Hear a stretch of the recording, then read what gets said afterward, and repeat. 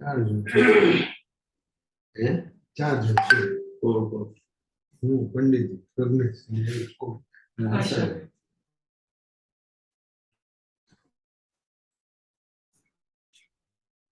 हमारे दर्शन मनो सब्जेक्ट है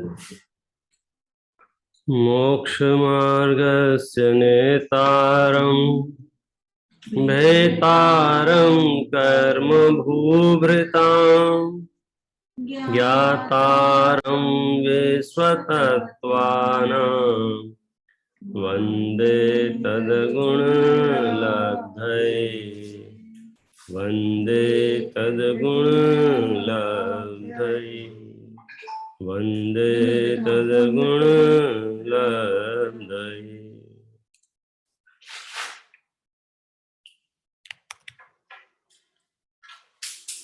जन शासन का बहुत ही महत्वपूर्ण एक विषय है सामायिक, जिसकी चर्चा हम और आप कर रहे हैं।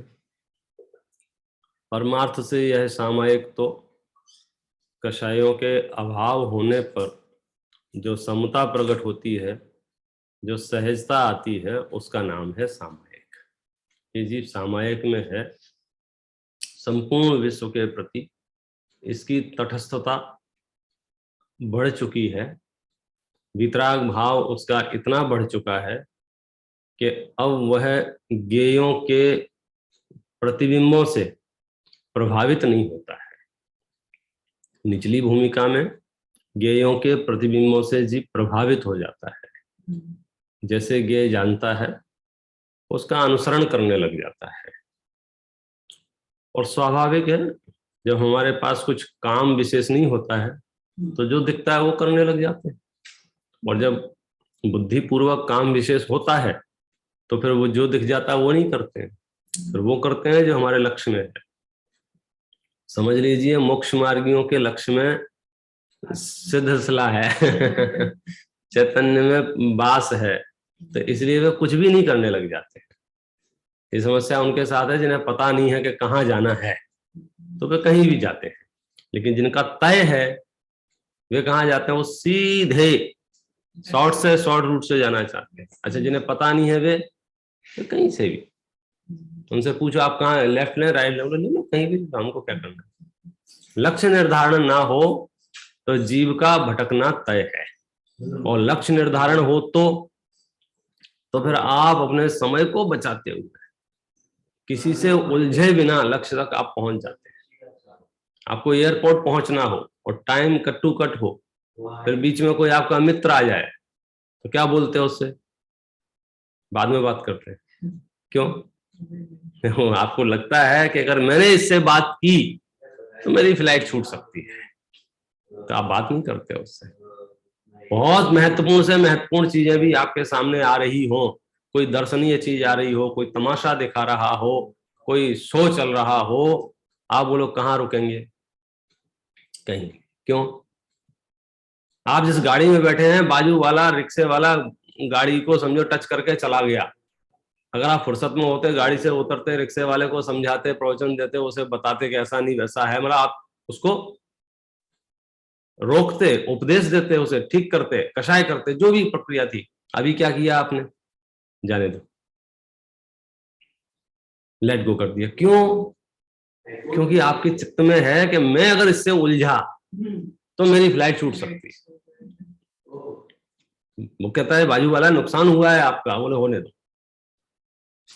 वो ठीक हो जाएगा, नुकसान कवर हो सकता है, लेकिन फ्लाइट छूट गई तो वो जो समय जाएगा, वो फिर दूसरी कब मिलेगी, कैसी मिलेगी, क्या मिलेगी, फिर उससे जो कनेक्टिंग है सारी व्यवस्था गड़बड़ा सकती है। तो बिल्कुल नहीं उलझता है। ये जितने भी आपको उलझते हुए दिख जाएंगे, ये सब फुर्सत वाले लोग दिखेंगे, इनमें कोई काम धाम नहीं। ज्ञानियों को लक्ष्य तय हो गया है, ज्ञानियों को अपना उद्देश्य समझ में आ गया है, तो अब वे किसी से झगड़ा नहीं करना चाहते, उलझना नहीं चाहते, किसी के बारे में घंटों सोचना नहीं चाहते। क्यों? क्योंकि उन्हें कहीं और जाना है। अब कोई चलते चलते कोई लात मार के भी चला जाता है ना, तो उन्हें वो लक्ष्य दिखता है, और अगर ये विचार करने लग जाए किसने मारी, क्यों लात मारी, और मेरा अपमान नहीं होना चाहिए, और ऐसा क्यों हो गया, तो क्या होगा, वो लक्ष्य से दूर हो जाए। मतलब जो दौड़ रेस में दौड़ रहा है, लोग हुटिंग कर रहे हैं कि वाह वाह कर रहे हैं कि जय जयकार कर रहे हैं, वो उसका विषय नहीं है। उसका विषय तो मोक्ष मार्ग में जिसने गमन शुरू कर दिया है, फिर उसका विषय नहीं है कि समाज में क्या हो रहा है, देश में क्या हो रहा है, कौन क्या प्रतिक्रिया दे रहा है, कितने लोग मेरे प्रशंसा कर रहे हैं और कितने लोग निंदा कर रहे हैं, उसका विषय नहीं है। कोई कहीं भी उलझा तो उसका समय बर्बाद हुए बिना नहीं रहेगा।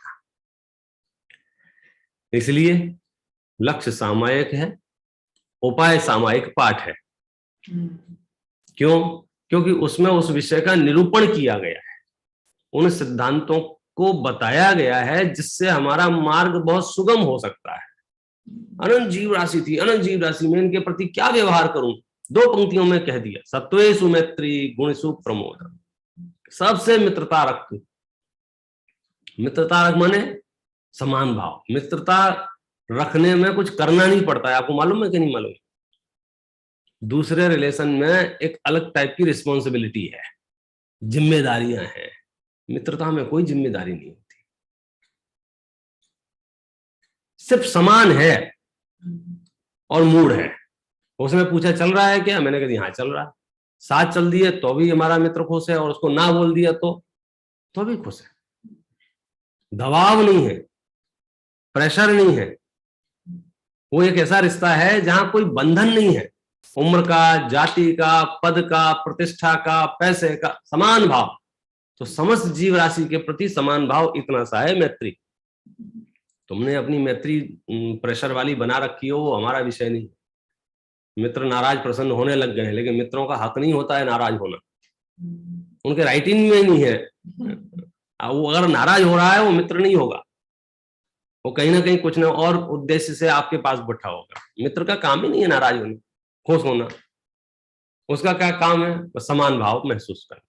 तो मित्रता जो है, सब जीवों के प्रति मैत्री माने सब जीव समान है, कोई छोटा बड़ा नहीं। उनमें से जो गुणवान है, उनमें से जो मोक्ष मार्ग में चल रहे हैं, ज्ञानी पुरुष हैं, सत्पुरुष हैं, उनके प्रति प्रमोद भाव। जो दीन दुखी हैं उनके प्रति कारुण्य भाव, और जो विपरीत वृत्ति रखते हैं, उल्टा चलते हैं, मार्ग से विपरीत प्रवर्तन करते हैं, क्रूर हैं, कसाई हैं, दुर्जन हैं, दुष्ट हैं, कुछ भी नाम जगत देता है इनको, उनका क्या करें कि उनके प्रति माध्यस्थ भाव।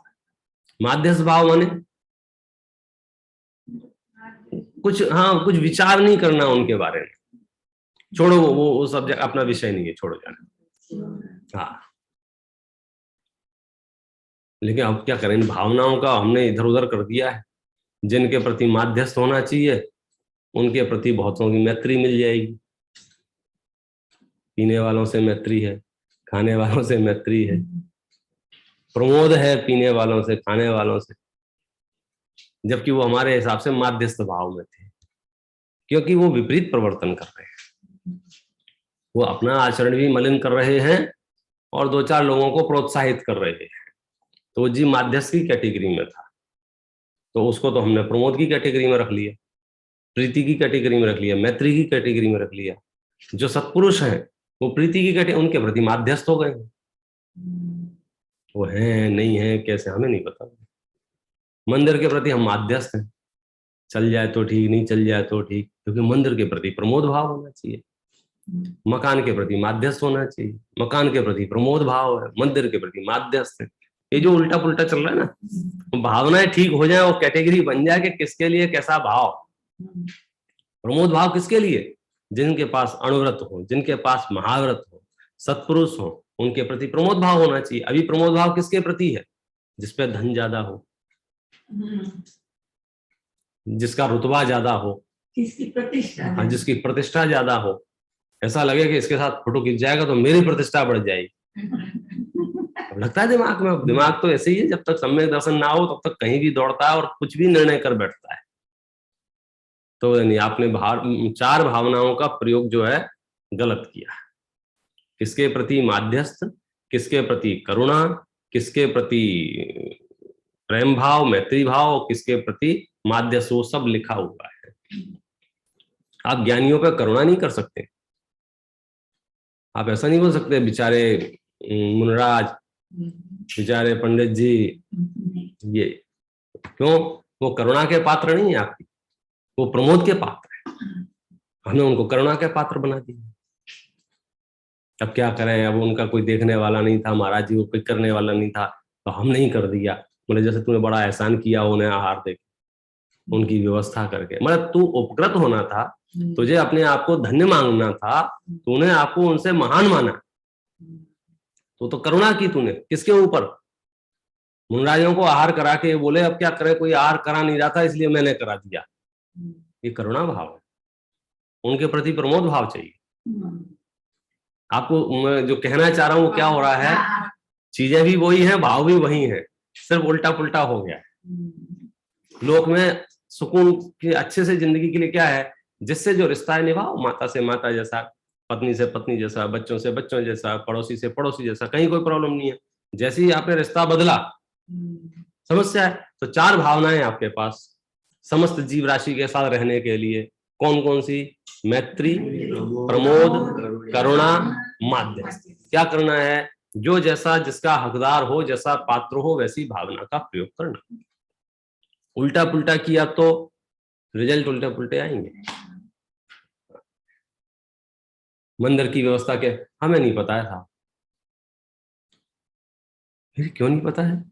आप साधर्मी हैं, आप श्रावक हैं, आपका सेंटर है, आपको संभालना है, हमको चला, हम उसके प्रति माध्यस्थ हो गए।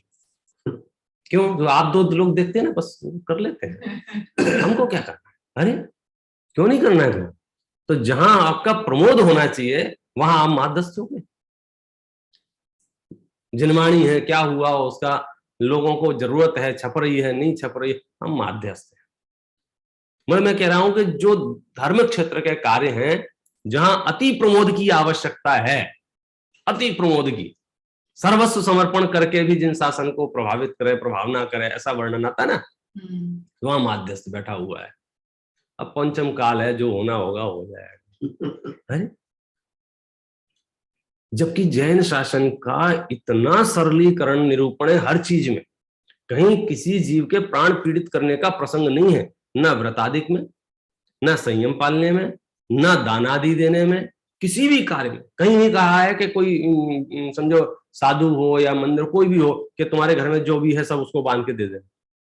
क्या वृत्ति कही है कि तुमको तो पता भी नहीं चलेगा और काम भी हो जाएगा। मुनराजों के लिए गोचरी कहा, क्यों कहा? जैसे गाय है, घूमती है, किसी को कष्ट नहीं पहुंचाती, कहीं से एक रोटी कहीं से आधी रोटी, वो हो जाता है उसका काम। जो वृत्ति है ना, किसी पर भार बने बिना आहार करना, किसी पर भार बने बिना, लेकिन हमने छोटी छोटी चीजों को भी उसने मॉडिफाई कर दिया है ना, मॉडिफाई कर दिया मन से।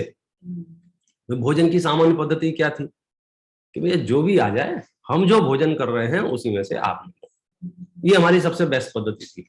धीरे धीरे हम किस मोड़ पे पहुंच गए, नहीं अब किसी को बुलाना है तो अच्छा थोड़ी लगता है, चार चीजें तो बनानी पड़ेंगी। वो चार चीजें बनाने के चक्कर में जो साल में 4 बार खिलाते थे आप, वो एक बार रह गया। क्यों? अब वो उतना योग नहीं बन पा रहा वो 4 चीजों का, अच्छा नहीं लग रहा, ये भी होना, ये भी होना, ये भी होना, ये भी होना, ये भी होना, और फिर दिमाग सोचता है इतना तो मेरे पास टाइम है नहीं, तो क्या करूं कि मेरे को नहीं बुलाना है। आपकी वृत्ति रुक गई, अतिथि से विभाग खत्म हो गए। अब आपको 10 बार सोचना पड़ता है किसी को भोजन भी कराना हो तो कैसा लगेगा, कैसा लगेगा, जबकि वो सामान्य सी क्रिया थी। जो है, जैसा है, जितना है, उसमें से आहार हो जाते थे। मतलब जो श्रावक आहार करते थे, मुनराज भी उसी में से ले लेते थे। अब क्या करना, आप गोबर खा रहे हैं, मुनराज को शुद्ध खिलाना है, तो वो सेटिंग नहीं बन रही है, अब आपको भी शुद्ध खाना पड़ेगा। तब तो अतिथि विभाग होगा। हम अगर अशुद्ध खाएंगे तो मुनराज कैसे शुद्ध खाएंगे? तो हमारी लाइफस्टाइल जो है, मतलब हमने जाने अनजाने में, या तो हम 10 करोड़ का दान देंगे या हम 5 पैसे नहीं देंगे। व्यवस्था क्या कहती है? मतलब या तो हम बहुत करेंगे, पूरे गांव में और पूरे देश में और पूरे नगर में नाम हो जाए, या हम कुछ नहीं करेंगे। जबकि जैन दर्शन ने इतनी सरल, अभी रत्न साहब का चर्चा पढ़ेंगे, सारे प्रकरण है उसमें कि अपनी जिंदगी कैसे जिए, मतलब आपको पता भी नहीं चले और चित्त भी प्रसन्न होता रहे। अतिथि संविभाग का कितना नियम, सामान्य नियम है, क्या नियम है? कुछ एक्स्ट्रा नहीं करना है, जो है जैसा है भैया हमारा है। तुम्हें ठीक लग रहा हो तो एक और मांग ले, एक और ले, नहीं लग रहा हो तो कहते ना हो गया हमारा, खत्म। भार नहीं है कहीं, हमने उसमें भार इंक्लूड कर लिया है। जहां भार इंक्लूड हो जाता है तो वो तो समस्याएं बढ़नी है, कम नहीं होनी। कहने का अर्थ ये, चार भावनाओं पर आप बारीकी से विश्लेषण करेंगे तो जिसके प्रति जो भावना होनी चाहिए वो भावना आपको मोक्ष तक ले जाएगी। और भावना यदि उल्टी होगी तो फिर गड़बड़ हो जाएगा। फिर उस क्रम को आगे बढ़ाया, देखो अपना आगे चलते हैं। वो जो चार चीज की उसके जो मन में थी, वो तो अपना मान भाव को पोषण के लिए करती थी। अब वो आत्मूल्यांकन का विषय है ना। उसने क्यों किया, उसका अभिप्राय क्या है। हमको परिणाम भी विशुद्ध रखने हैं, अभिप्राय भी विशुद्ध रखने हैं और काम भी करने हैं, मतलब काम भी नहीं रोकने हैं। मतलब ऐसा थोड़ा सा बैलेंस वाला मार्ग है। किसी ने हमसे कहा कि बहुत पढ़ते हैं ना तो नॉलेज ज्यादा हो जाता है, नॉलेज ज्यादा हो जाता तो मान कसाई हो जाती है, उसका अभिमान आ जाता है, मुझे ये आता है, मुझे आता है, मुझे आता है। तो इसका सार उसने पता क्या निकाला, इसलिए मैं पढ़ता ही नहीं।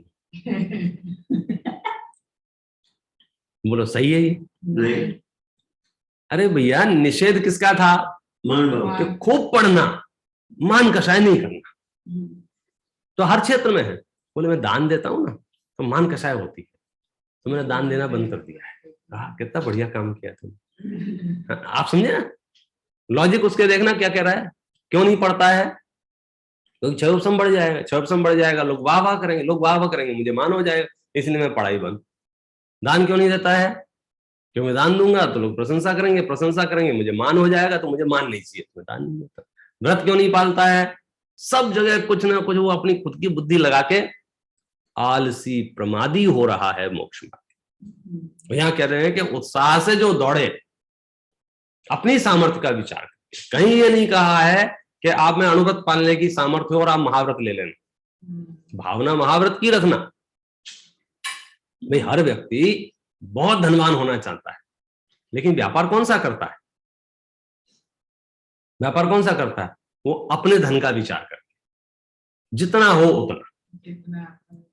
ऐसा नहीं होता है देखो लाख रुपए है और करोड़ रुपए की फैक्ट्री डाल दूं तो आकुलता रहने वाली है। क्या व्यवस्था है? लाख रुपए 50,000 का फैक्ट्री डालो, 50,000 साइड में रखो, फिर आप उसी में से कम ज्यादा करते हुए बढ़ते जाओ। तो अपने परिणाम परिस्थिति का विचार करके धर्म का सेवन करता है, और श्रावक हो मुनि हो बड़े आनंद में रहता है। ये मार्ग ही बड़े आनंद का है। ये तो हमने क्या कहना चाहिए, लोगों को मिसगाइड कर दिया, ये बोल बोल के बहुत कठिन मार्ग है साहब, बहुत कठिन मार्ग। अरे सबसे सरल मार्ग। वो कठिन शब्द शास्त्रों में लिखा था तो दुर्लभता के अर्थ में लिखा था। दुर्लभ है, रेयर है, कष्टकारक नहीं है। जन धर्म का सेवन, अणुव्रतों का सेवन, महाव्रतों का सेवन कष्टकारक नहीं है। क्योंकि वो तो आपको भाव भी अगर आ गए ना अणुव्रत पालने के, तो इतनी पुण्य प्रकृतियां बन जाती हैं कि देवता जी हजूरी करते हैं। नहीं साहब, हमने तो सुना था वो उनको वो सर पर सिगड़ी रख दी थी और वो जो पांडव को लोहे के आभूषण पहना दी थे। सुनो, ऐसी भी घटनाएं घटती हैं पूर्व के बांधे हुए कर्म के उदय से, लेकिन ऐसी घटनाएं ना के बराबर है। वो तो समाधि मन का प्रसंग था, आपका चित्त निर्मल रखना था, इसलिए सारे जिनागम से छांट छांट के वो उदाहरण दे दिए। तो आपको लगने लग गया सारे महाराज जैसे ही होते हैं, कष्ट कष्ट कहीं कष्ट वष्ट नहीं होता, किसी को हाथ नहीं लगा सकता है कोई, ऐसा उदय होता है। रोग नहीं होते हैं मरण पर्यंत। जिस दिन से इस मार्ग में आगे बढ़ा है जी, अधिकांश जीवों को मुख्यतः तो पुण्य की प्रकृतियां हैं। कोई पूर्व में बांधा हुआ निरति निकाचित है, वो आके बीच में आ जाता है, तो उससे कोई फर्क नहीं पड़ता है। तो हम अपने दिमाग को ठीक करें, मार्ग को कठिन बोलना बंद। आधा आधा तो हम मुश्किल सामने वाले को इसलिए कर देते हैं कि 10 बार उसके दिमाग में बोलते हैं बहुत कठिन है, बहुत कठिन है, बहुत कठिन है, तो उसमें से 50% तो मनी में सोचे हमें जाना ही नहीं। भाई तुम ही पाल लो जब इतना कठिन है। रात्रि भोजन छोड़ना बहुत कठिन, रात्रि भोजन छोड़ना बहुत कठिन है। कहाँ से, कौन से, किस नए से कठिन है बताओ? किसने से? ये जितने भी पक्षी हैं पेड़ पे बैठे हुए हैं, इनके पास घर नहीं है, रेफ्रिजरेटर नहीं है, सामान नहीं है, कल खाने की व्यवस्था नहीं है, कुछ नहीं है, उसके बावजूद भी एक पक्षी रात को नहीं चुगता है। सब शांति से घोंसले में जाके बैठ जाते हैं, शांति पूरी रात शांति से बैठे रहते हैं। मतलब उसके पास कुछ व्यवस्था नहीं है, उसको सरल है रात्रि भोजन छोड़ना, तो ये कठिन है। मान लिया बोल बोल के तो हमको भी लगने लग जाता है। आप बोल दो ना बहुत कठिन है, बहुत कठिन है, तो कार्य कठिन हो जाता है। सुगम बोलो तो सुगम हो जाता है। सुगम कितना है? 11 साल में दीक्षा ले लेते हैं, इतना सुगम है। अब लगा लो 11 दूनी 22, 22 दूनी 44, डबल डबल होते जा रहे हैं। हमें अणुव्रत कठिन लग रहे हैं, हमें स्वाध्याय कठिन लग रहा है, हमें मतलब छोटी छोटी चीजें कठिन लग रही। कठिन माने दुर्लभ है, कष्ट कारक नहीं है। तो ऐसी ये भावनाओं का प्रकरण है।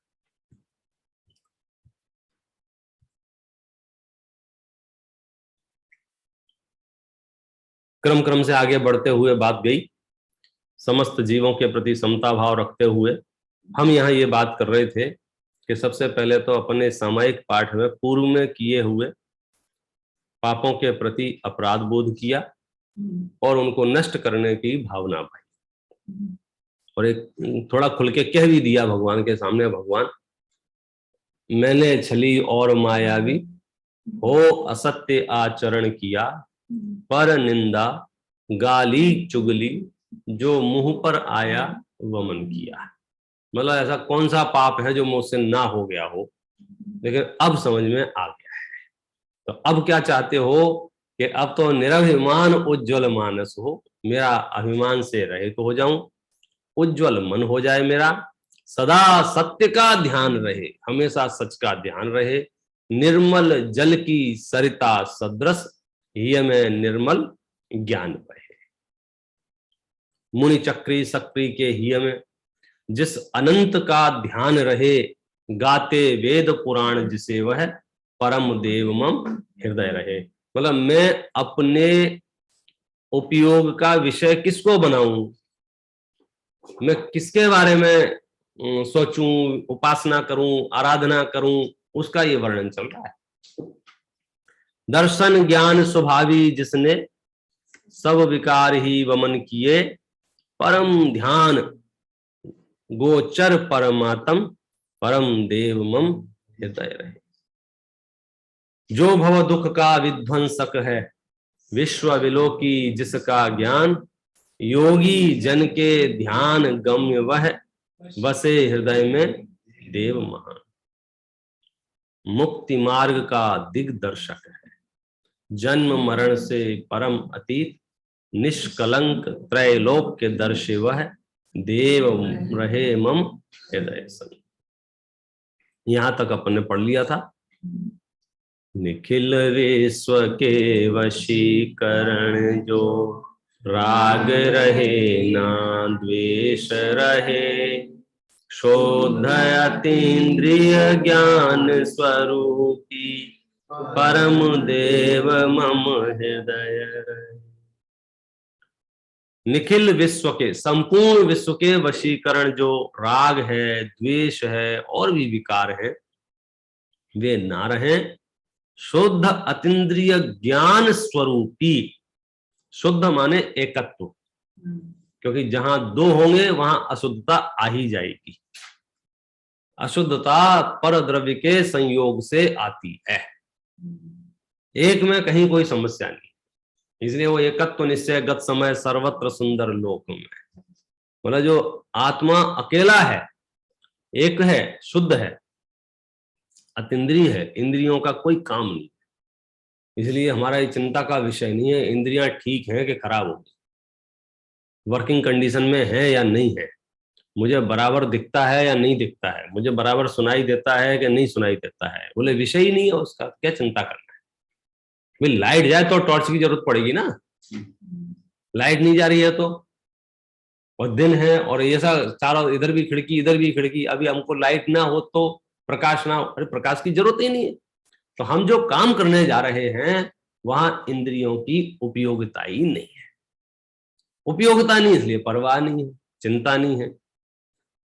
परम देव मम हृदय, देख रहा जो निखिल विश्व को, कर्म कलंक विहीन विचेत, स्वच्छ निर्मल निर्विकार वह, देव करे मम हृदय पवित्र।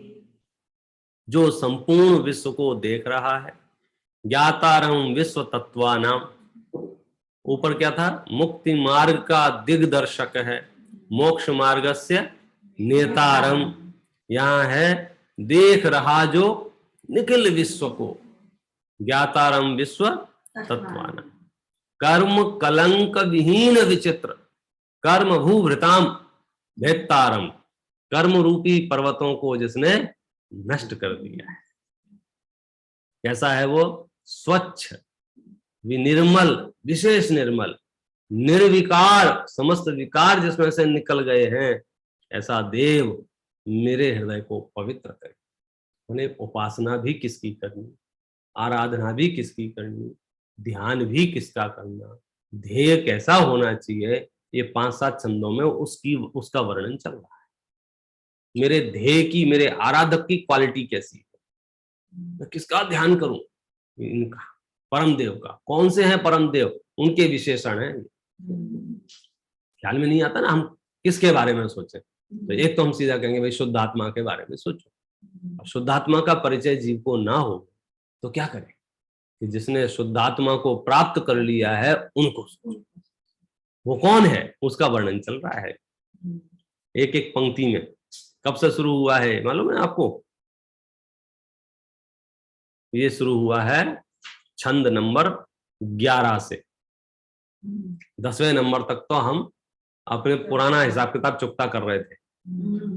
11वें नंबर से हमने ये भावना भाना शुरू की कि मुझे तो वो परम देव की शरण मिल जाए। कौन से परम देव की शरण मिल जाए, वो लक्षण बताना शुरू किए 12वें से, कि उस परम देव की बात चल रही है जो मुनराजों को, चक्रवर्तियों को, सक्रियों को, जो जिसका ध्यान रखते हैं, वेद पुराणों में जिसके गीत गाए हैं, कैसा है, दर्शन ज्ञान स्वभावी है, सारे विकार जिसने नष्ट कर दिए हैं, और कैसा है कि जो भव दुख का विध्वंसक है, समस्त संसार को नाश करने की सामर्थ्य जिसमें है, उसकी बात चल रही है। विश्व विलोकी जिसका ज्ञान, मुक्ति मार्ग का दिग्दर्शक है, हितोपदेशी है, निखिल विश्व के वशीकरण जो राग रहे ना द्वेष रहे, वीतरागी है, देख रहा जो निखिल विश्व को, कर्म कलंक विहीन विचित, सर्वज्ञ है। बोले ये 5-7 छंदों को यदि हम 3 शब्दों में समाहित करेंगे तो जवाब होगा जो वीतरागी है, सर्वज्ञ है, हितोपदेशी है, वो मेरे हृदय में विराजमान है। मैं उसके समीप रहूं। उसके समीप रहने से क्या होगा, स्वाभाविक है समीपता का आनंद।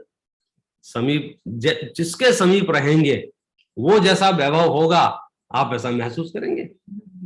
आप राष्ट्रपति के बाजू में खड़े हो जाएं तो आपको क्या लगेगा, आगे पीछे कुछ भी हो, उस क्षण का परिणाम तो ये होगा बस मैं ही हूं जो कुछ भी है।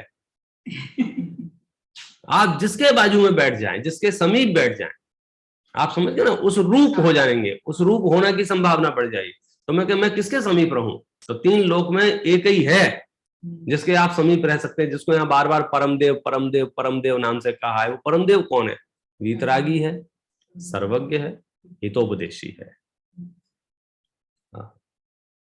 कर्म कलंक अछूत न जिसका, कभी छू सके दिव्य प्रकाश, मोह तिमिर को भेद चला जो, परम शरण मुझको वया।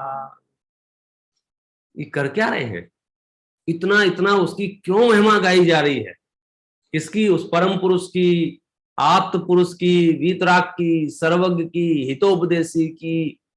विषय तो सामायिक का था, आपने कहा था सामायिक करना है, तो सामायिक में कर क्या रहे हैं कि हम उसका चिंतन कर रहे हैं, उसका ध्यान कर रहे हैं, जो सामायिक को प्राप्त हो गया है, जो परम सामायिक में स्थित है। उसकी मुद्रा, उसके हाव भाव, उसके परिणाम कुछ भी हमारी पकड़ में आ जाए तो हमें मोक्ष मार्ग बड़ा सुगम लगने।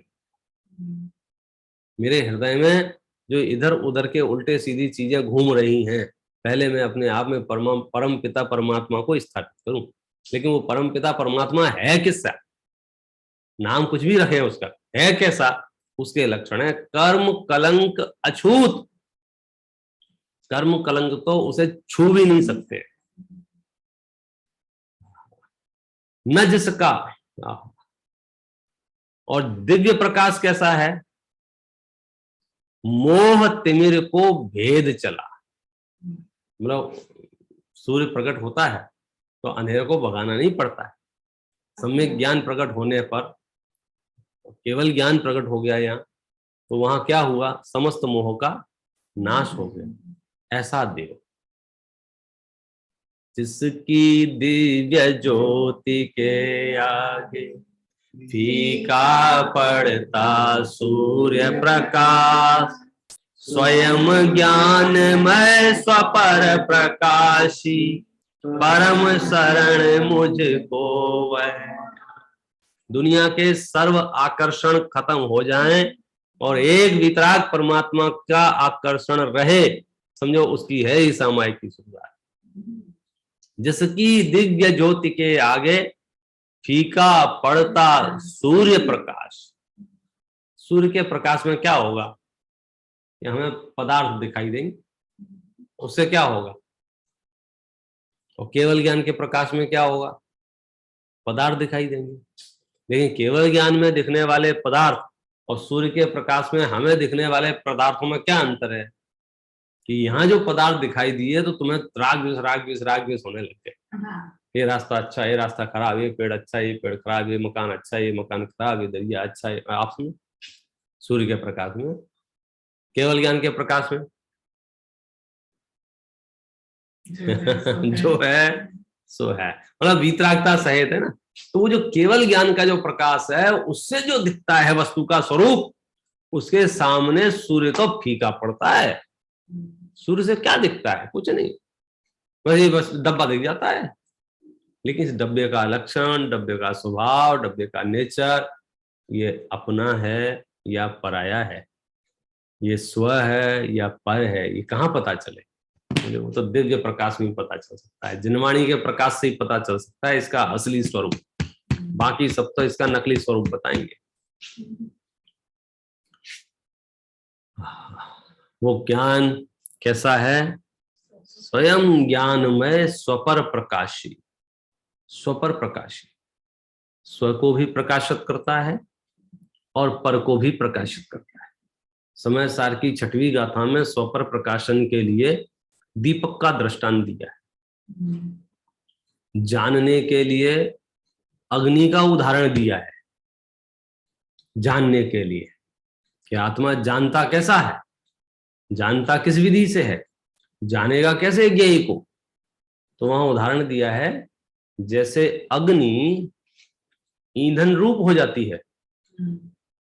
अग्नि ईंधन रूप हो जाती है। समझो लकड़ी अगर होगी तो आग जलेगी, तो आग का आकार कैसा होगा? लकड़ी।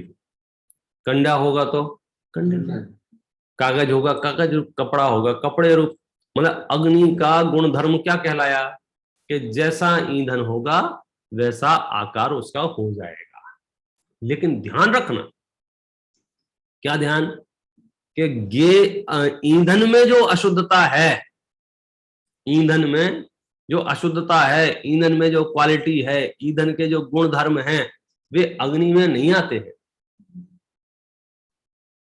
अग्नि ईंधन के आकार रूप तो होती है, लेकिन जो ईंधन है उसका जो गुण है, उसकी जो अशुद्धता है, वो ईंधन में नहीं, वो अग्नि में नहीं आती है।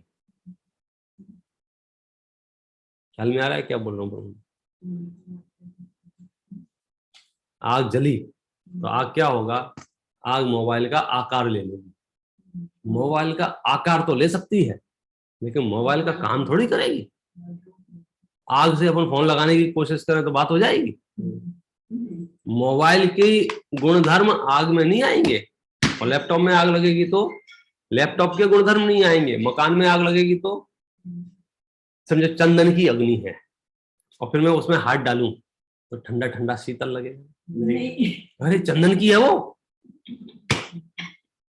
क्यों नहीं? नहीं, बहुत महंगा आता है।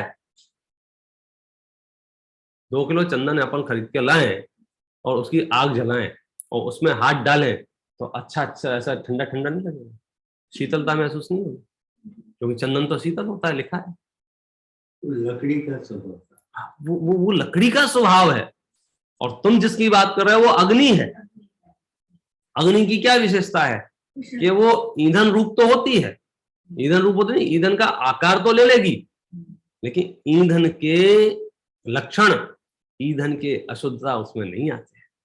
ये उदाहरण दिया है ज्ञान ज्ञेय को समझाने के। ये ज्ञान ज्ञेय का आकार रूप तो हो जाता है, ज्ञान ज्ञेय के आकार रूप तो हो जाता है, लेकिन ज्ञेयकृत अशुद्धता ज्ञान में नहीं आती है। अज्ञानियों को ऐसा भ्रम होता है, ज्ञानियों को ये रहस्य समझ में आ गया, तो इसलिए अब जानने से समस्या नहीं है, क्योंकि हम निश्चिंत हो गए।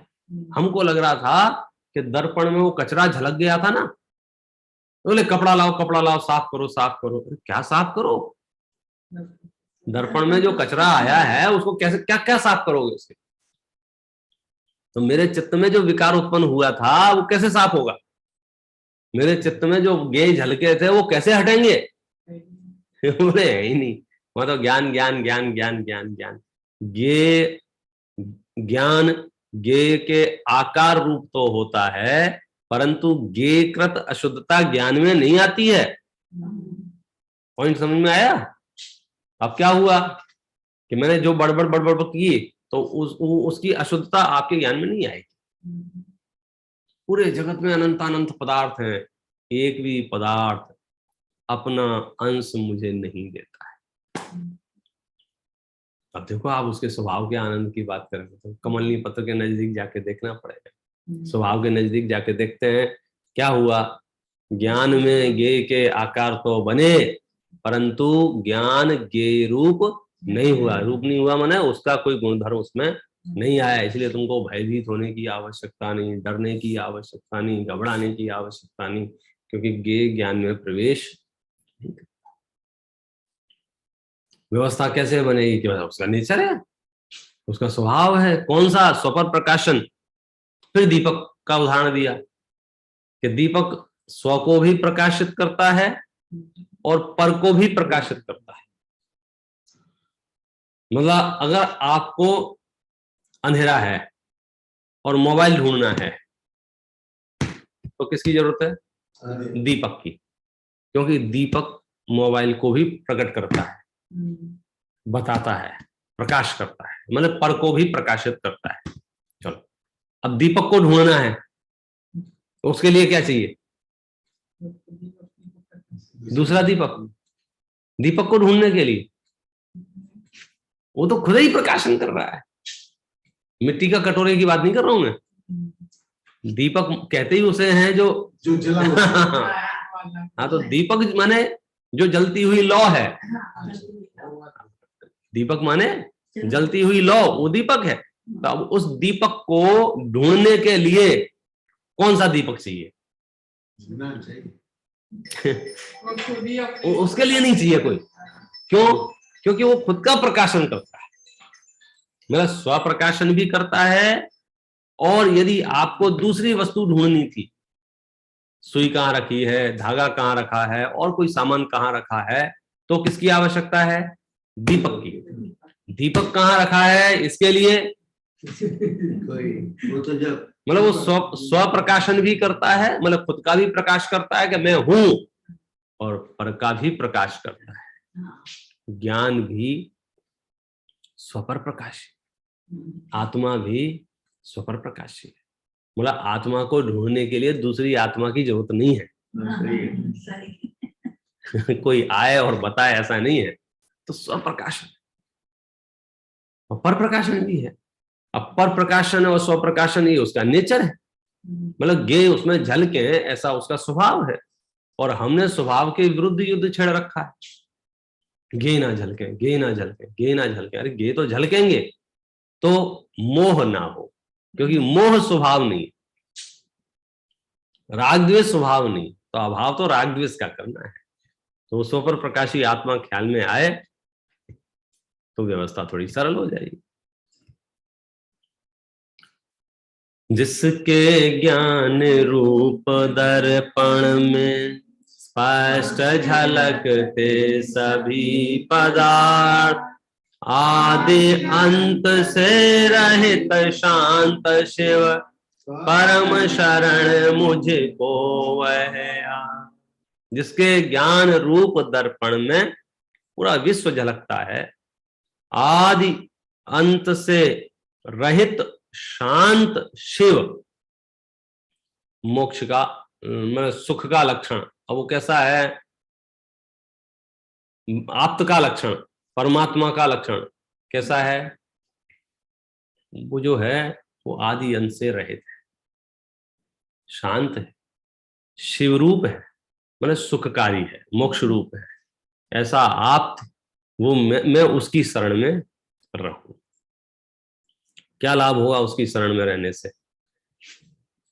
जैसे अग्नि जलाती तरु को, तैसे नष्ट हुए स्वयं, भय विषाद चिंता सब जिसके, परम शरण मुझको वह दे। जैसे आग लग जाए तो वृक्ष कैसा होता है? खत्म हो जाता है, राख बन जाती है। उदाहरण, जैसे आग से लकड़ी राख बन जाती है, ऐसे ही जिसकी ध्यान अग्नि से भय विषाद चिंता जिसकी नष्ट हो गई है, मैं उस देवता का, मैं उस देव का ध्यान करता हूं या उसकी शरण में जाता हूं। उसकी नहीं जो खुद ही भयभीत हो, उसकी नहीं जो खुद ही विषादग्रस्त हो, उसकी नहीं जो चिंता से भरा पड़ा हो। मैं किसकी शरण में जाना पसंद करूंगा? कि जो स्वयं भय से, विषाद से और चिंता से रहित हो। बोलो कौन है ऐसा जगत में? है कोई ऐसा जो भय विषाद चिंता से रहित हो? एक ही है, वीतरागी सर्वज्ञ हितोपदेशी, जिसे न्याय के आचार्यों ने आप्त कहा है। क्या कहा है? आप्त पुरुष जो कहते हैं वो यही है, वीतरागी सर्व। कैसे काम होगा, परिस्थितियां कैसे होंगी, कितनी अनुकूलताएं चाहिए, उन सब का वर्णन शुरू करते हैं। तृण चौकी शिल शैल शिखर नहीं, आत्म समाधि के आसन, संस्तर पूजा संघ सम्मिलन, नई समाधि के साधन। बोलो साहब, आत्मा का ध्यान करना है, क्या चाहिए? तृण मतलब सूखी हुई जो घास, बड़ी घास होती है, उसके तिनके बना के वो बना लेते हैं बैठने के लिए, चटाई, आसन, चटाई बोलते हैं इसको, चाहिए।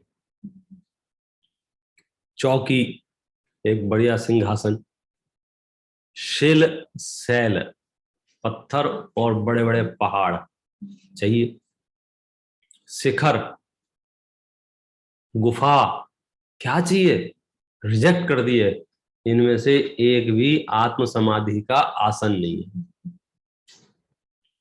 तृण चौकी शिल शैल शिखर नहीं, आत्म समाधि के आसन, संस्तर, संस्तर माने बिस्तर, जो घास फूस का जो बिस्तर बनता है उसको संस्तर बोलते हैं।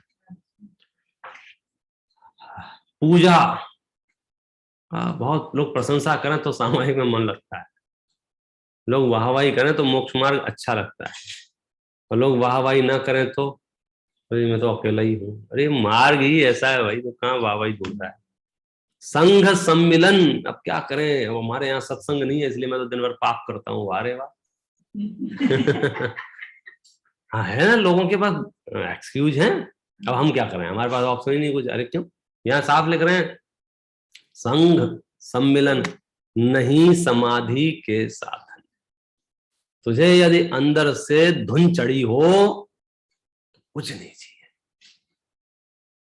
जो जहाँ है वहाँ ही है। बस जिसको लोक में, जिसको जैसे पढ़ाई की किसी नॉवेल में, किसी कहानी में आपको इंटरेस्ट क्रिएट हो गया हो और पढ़ना शुरू कर दिया हो, तो फिर क्या होता है, फिर नहीं देखता है कहाँ बैठा है, कैसे बैठा है, थोड़ा मतलब वो तो बंद होने के बाद लगता है अरे हाथ मेरा, मैं तो ऐसे ही बैठे बैठे पढ़ता रह गया। तो एक बार आपका उपयोग किसी चीज में रमने लग जाए तो फिर आपको किसी चीज की आवश्यकता, ना भूख लगेगी ना प्यास लगेगी, कुछ नहीं होगा। वो बच्चों से भी आप होमवर्क कराओ, ये तो उन्हें इंटरेस्ट आ रहा होगा और उनकी रुचि, तब तो ठीक है, नहीं तो कितने काम याद आते हैं उसी को, उसी समय सारी चीजें याद आती हैं। मेरा ये रह गया, मेरा वो रह गया, मेरा सबसे बड़ा क्या बोले एक्सक्यूज है, मुझे पेशाब जाना। अब आप कर लो, क्या करोगे, मना नहीं कर सकते। मेरे पिताजी मार पहले कहते हैं पेशाब करना है तो जाके आप पीछे बैठना है, उठना नहीं। उपयोग की बात है ना, लेकिन आपका मन लग जाए तो जिनको सच में ही धर्म की प्रीति है, स्वाध्याय की प्रीति है, वे परिस्थितियों की लिस्ट नहीं गिनाते हैं। हमारे यहाँ ये नहीं है, हमारे यहाँ ये नहीं है, हमारे यहाँ ये नहीं है, हमारे यहाँ, इसलिए मैं धर्म नहीं करता हूँ, इसलिए मैं स्वाध्याय नहीं करता हूँ। अरे तू है ना, तुझे मोक्ष जाना है ना, शास्त्र है, दो चीजें बहुत है। स्वाध्याय करने के लिए क्या चाहिए, जिसका स्वाध्याय करना है और जिसको स्वाध्याय करना है। तो जिसको स्वाध्याय करना है वो भी है, जिसका स्वाध्याय करना है वो भी है। लेकिन हम अपने स्वाध्याय को सफल और असफल कैसे मानते हैं, संख्या से। 10-20 लोग हों तो हाँ बहुत बढ़िया, और अकेले करना पड़ जाए तो, अरे पड़ जाए तो धर्म है ही नहीं। उत्साह से करे तो यहाँ तो 2 लाइन में धीरे से वो बात भी कह दी, यदि आप सच में समाधि की तैयारी कर रहे हैं तो आपको बाह्य परिस्थितियों से ध्यान हटाना पड़ेगा, क्योंकि वो उदयाधीन है। जब आपका देह परिवर्तन होगा, आप कहाँ होंगे ये आपके हाथ में नहीं। किस देश में होंगे, किस काल में होंगे, किस क्षेत्र में होंगे, हवा में होंगे, जमीन में होंगे, आपका देह परिवर्तन का जो काल होगा, आप कहाँ होंगे। प्लानिंग तो बड़ी बढ़िया कर रहे हैं, मैं ऐसे मरूंगा, मैं शांति से मरूंगा, तो मैंने एक पंडित को भी बोल दिया है, वो मुझे उपदेश देने आ जाएगा, सारी सेटिंग कर ली है। लेकिन आपका जब आयु पूरा होगा, कहाँ होगा, कहीं भी हो, हमको क्या फर्क पड़ता है। तृण चौकी शिल शैल शिखर नहीं, आत्म समाधि के आसन, संसार पूजा संघ सम्मिलन नहीं समाधि के। इष्ट वियोग अनिष्ट योग में विश्व मनाता है मातम, हेय सभी है विश्व वासना, उपादेय निर्मल। पूरी दुनिया क्या कर रही है, इष्ट वियोग और अनिष्ट योग, इन 2 चीजों में मातम मना रही है।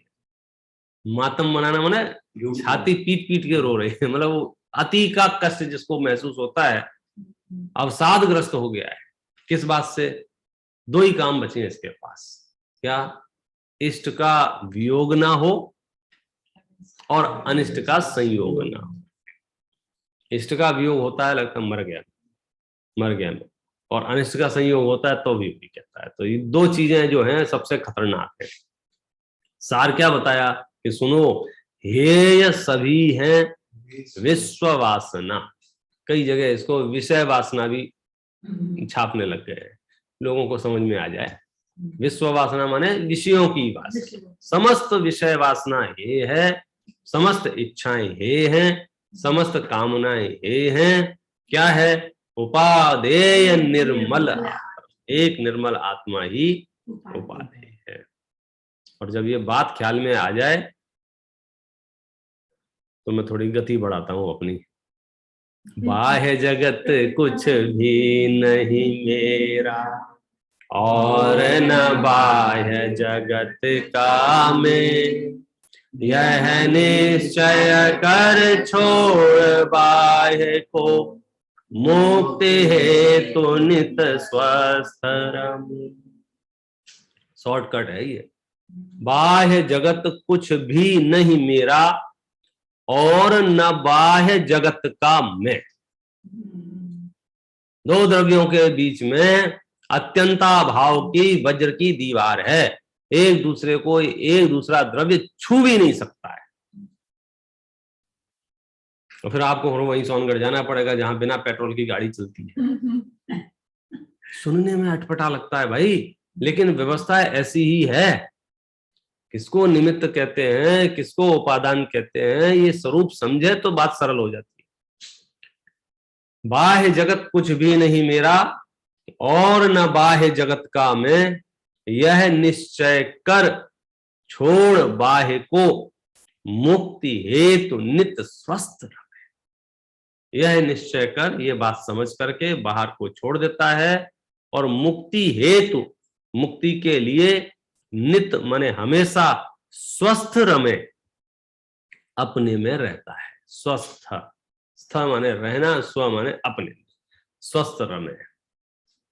अपनी निधि तो अपने में है, बाह्य वस्तु में व्यर्थ प्रयास, जग का सुख तो मृग तृष्णा है, झूठे हैं उसके पुरुषार्थ। अपना खजाना, अपनी निधि, अपना वैभव तो अपने पास है।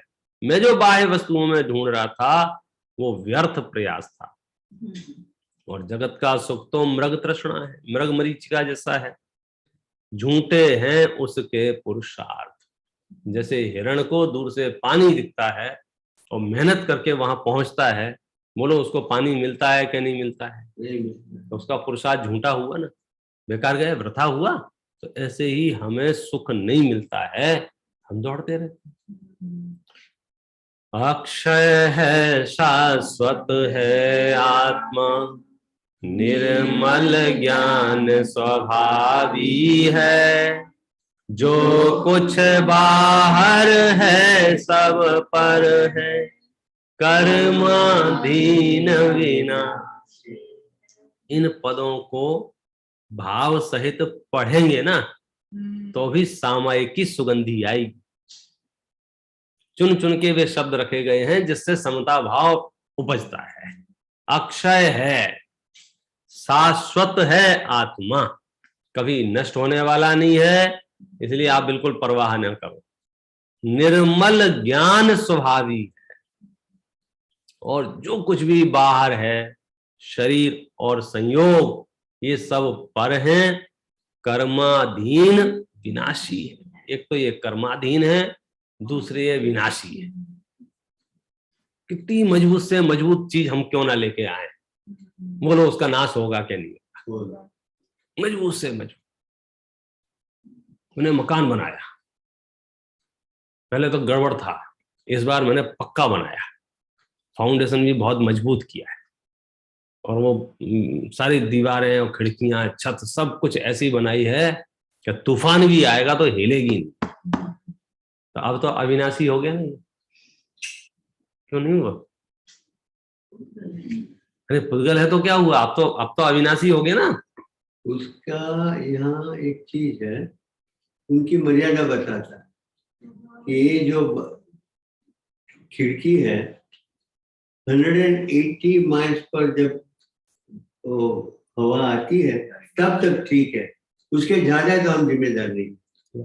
ये कह रहे हैं कि भाई इस खिड़की की इतनी ताकत है, इतनी स्पीड से हवा आएगी तब तो ठीक है, उससे ज्यादा आएगी तो हम जिम्मेदार नहीं। अरे हम तो अविनाशी समझ रहे थे, हाँ। वो तो विनाशी। अच्छा चलो मैं कह रहा हूँ कुछ नहीं होगा, ना हवाएं आएंगी ना कुछ नहीं होगा, तो कैसे? उद्गल का स्वभाव ही है ना। उसमें कुछ नहीं होगा, अभी 200 साल तक कुछ नहीं होगा, अब तो ठीक है। 200 साल के बाद तो होगा ना। अरे हमारे लिए तो 10-5 साल में ही अविनाशी है ये। हम गए वो गए। हमारे लिए तो अविनाशी ही है भाई। जैसे ही हमने ये पर्याय छोड़ दी तो हमारे लिए तो सब नष्ट हो गया ना। मरण क्या है? सर्व संयोगों का एक साथ वियोग, जो वर्तमान में हमने मान रखे हैं उसका नाम मरण है। तो भले ही वो वस्तुपने से वहां रहे, लेकिन मेरे लिए तो अविनाशी है ना, नष्ट हो गई, वो रहने वाली नहीं है। वो कितनी मजबूत है, क्या है, मतलब वो क्षणिक संयोग है, तो इसका नाम अविनाशीपना है। जो कुछ बाहर है सब पर है, कैसा है वो? कर्माधीन विनाशी, अविनाशी नहीं है। सॉरी, शब्दों का ध्यान रखना, आ लग गया ना। अविनाशी नहीं है, विनाशी है। तन से जिसका ऐक्य नहीं हो, सो ततीय मित्रों से कैसे, चर्म दूर होने पर तन से रोम समूह रहे के। शरीर से ही जिसका कोई संबंध नहीं है, एक में एक पना नहीं है, तो फिर सुत माने पुत्रों से, तीय माने स्त्री से, मित्रों से कैसे? जब शरीर से ही मेरा राग खत्म हो गया, शरीर पर ही मेरा अधिकार खत्म हो गया, शरीर को ही मैंने पर के खाते में डाल दिया, तो फिर और जो संयोग हैं उनसे तो अपनापन मैं कैसे कर सकता हूं? चर्म दूर होने पर तन से, शरीर में से चमड़ी निकाल दें तो फिर बाल रहेंगे कि नहीं रहेंगे? नहीं। रोम समूह रहे कैसे? नहीं रह सकता है। महाकष्ट पाता जो करता, पर पदार्थ जड़ देह संयोग, मोक्ष महल का पथ है सीधा, जड़ चेतन का पूर्ण। महाकष्ट पाता जो करता, बहुत कष्ट पाता है। कौन?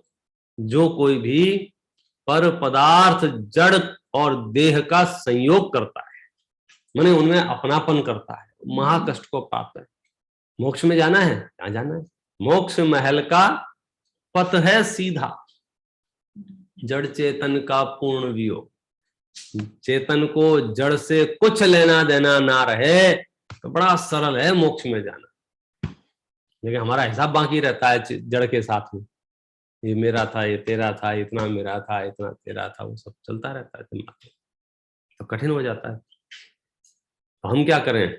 जो संसार पतन के कारण उन विकल्प जालों को छोड़, निर्विकल्प निर्द्वंद आत्मा फिर लीन उसी में हो। जो संसार और पतन के कारण है, उन विकल्प जालों को छोड़ दूं, कहां रहूं? निर्विकल्प, जहां कोई राग द्वेष नहीं है, निर्द्वंद, जहां कोई कंफ्यूजन नहीं है, उस आत्मा में पुनः पुनः रहने लग जाऊं। तो फिर बाकी का क्या होगा? व्यवस्था कैसे चलेगी? संसार, परिवार, कुटुंब, देश का क्या होगा? तो उसके लिए भी 1-2 लाइनें लिख दी कि बिल्कुल चिंता छोड़ दो। स्वयं किए जो कर्म शोभा शुभ, फल निश्चय ही वे देते, करें आप फल दे अन्य तो स्वयं किए निष्फल होते। बहुत पावरफुल पंक्तियां हैं ये, झंझट ही खत्म हो। स्वयं किए जो कर्म शुभाशुभ, जो भी काला पीला कर रखा है वो फल तो देंगे, लेकिन तुम बिल्कुल निश्चिंत रहो। ऐसा नहीं हो सकता है करे कोई और भरे कोई, बिल्कुल चिंता करने की जरूरत नहीं है कि कोई परिणाम, जैसे लोक में आप परिणाम ठीक रखें और मेरा उदय बदल जाए, ऐसा नहीं होता है। आप परिणाम ठीक रहेंगे, आपका उदय।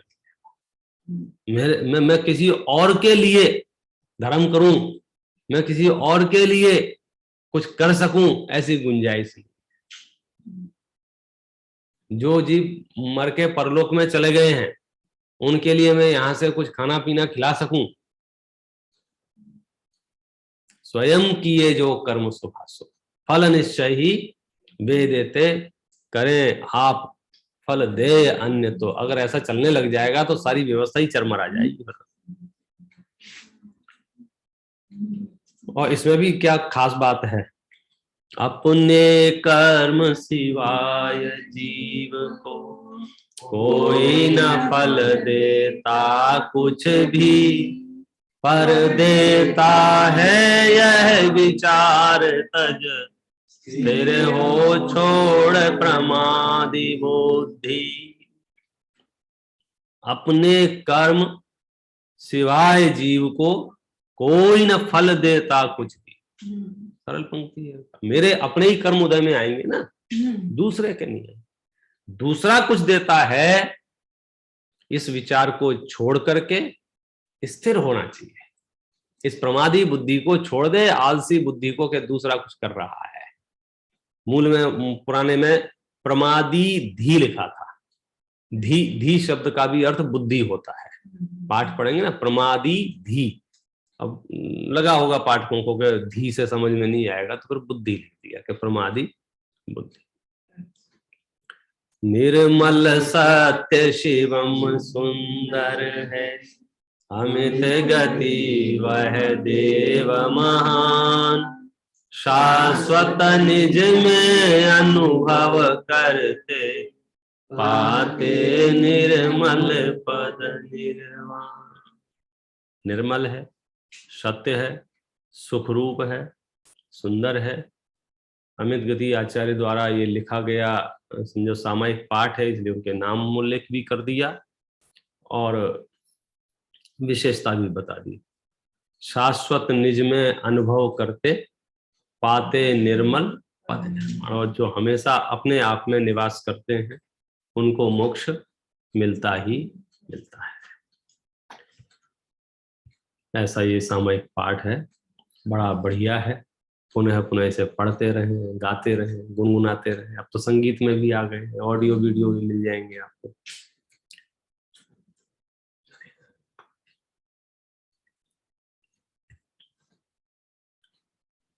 जे स्वरूप समझा बिना, पाम्यो दुख अनंत, समझा व्युते पदनम, श्री सद्गुरु भगवान परम पुरुष प्रभु सद्गुरु परम जे आत्मान तेने सदा प्रणाम, देह छटा जेनी जसा वरते हारी, ते नारी ना चरण ओ वंदन।